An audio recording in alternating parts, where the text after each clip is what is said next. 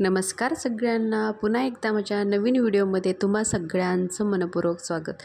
तर बघा, नवीन वर्षातील पहिला सण म्हणजे संक्रांत। हा सण साजरा करण्याची सर्वत्र तयारी आता सुरू झालेली आहे। तिळगुळ वाटून एकमेकांना शुभेच्छा देणे, पतंग उडवणे, हळदी कुंकवाचा कार्यक्रम, त्यासाठी वाण देण्याची तयारी, या सगळ्या गोष्टींचा प्रचंड उत्साह आता सध्या तर चालू झालेला आहे। याचबरोबर आपल्याला आणखीन एका गोष्टीची सर्वांना उत्सुकता असते, ती म्हणजे आपल्या छोट्याशा लहान मुलांचं बोरनाळ। तर संक्रांतीनिमित्त लहान मुलांचे बोरनाळ केले जाते, पण यामागे काय कारण असते हे काहीच जणांना माहिती नसते।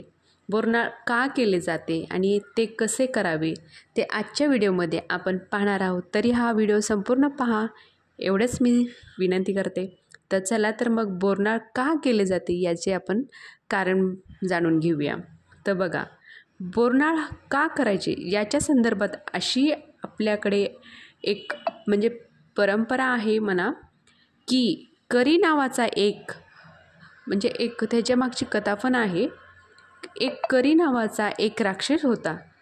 त्या करी राक्षसाची वाईट दृष्टी, वाईट विचार मुलांवर पडू नये त्यासाठी सर्वात आधी कृष्णावर केले गेले होते। त्यानंतर ही प्रथा तेव्हापासूनच लहान मुलांचे बोरनाळ केले जाते। या पद्धतीने बोरनाळ करण्यामागचे शास्त्र आहे ते असे की या कालावधीत वातावरणात अनेक बदल होत असतात। लहान मुलांना या बदलत्या ऋतूची बाधा होऊ नये म्हणून या काळात मिळणारी फळे, उदाहरणार्थ बोर, ऊसाचे तुकडे, भुईमुगाच्या शेंगा लहान मुलांच्या डोक्यावर टाकल्या जातात। लहान मुलं इतर वेळी ते फळं दिली तर खात नाहीत, पण अशा खेळाच्या माध्यमातून ती त्यांना वेचायला दिली तर ते लहान मुलं ते नक्की उचलून खातात। त्यामुळे पुढील वातावरणासाठी त्यांचे शरीर हे सुदृढ बनते, असे पण शास्त्रीय कारण यामागे सांगितले जाते। तर बोरनाळ कसे करायचे ते पहा। 1 ते 5 वर्षाच्या मुलांचे हे बोरनाळ केले जाते। हा लहान मुलांचा कौतुकाचा सोहळा असतो। यासाठी हलव्यांचे दागिने घालून लहान मुलांना छान छान तयार केले जाते।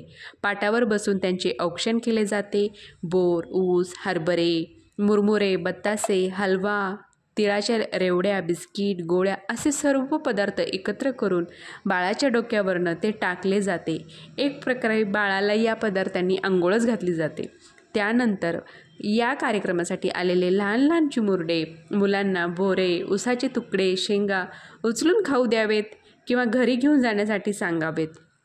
बोरनाळमध्ये वापरण्यात येणारे फळ मुले तर इतर वेळी खात नाहीत, म्हणून बोरनाळाच्या माध्यमातून ती लहान मुलांच्या सगळ्यांच्या पोटात जावीत, हाच त्यामागचा हेतू असतो। तर याला काही भागात बोरलूट असेही म्हणतात।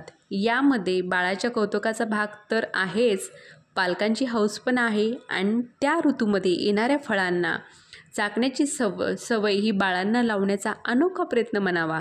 शीतल, शिमगा, बोरनाळ ही त्यांची प्रतीक आहे। बाळावर असे सगळ्यांचे प्रेमाचा वर्षा होऊ दे, बाळाला नाहू दे, कायम बाळ गोपाळांना घेरलेले म्हणजे सर्वांचे लाडके होऊ दे, अशा भावनेने हा एक संस्काराचाच होय।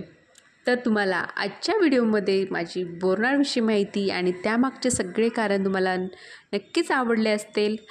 तर नक्कीच तुमच्या छोट्या छोट्या 1 ते 5 वर्ष मुलं जे आहेत त्या मुलांचे नक्कीच आपण किंक्रातच्या दिवशी बोरनाळ नक्कीच करावे, कारण आपल्या मुलांचे आपणच नाही कौतुक करावे तर कोण करणार। म्हणून प्रत्येक 1 ते 5 वर्षाच्या मुलांचे नक्की तुम्ही बोरनाळ सण हा साजरी करावा। आणि मला आजच्या व्हिडिओची तुम्हाला माझी माहिती कशी वाटली ते नक्की कमेंट करून सांगा। असेच नवनवीन व्हिडिओ घेऊन येण्याचा प्रयत्न तोपर्यंत करते। तोपर्यंत धन्यवाद।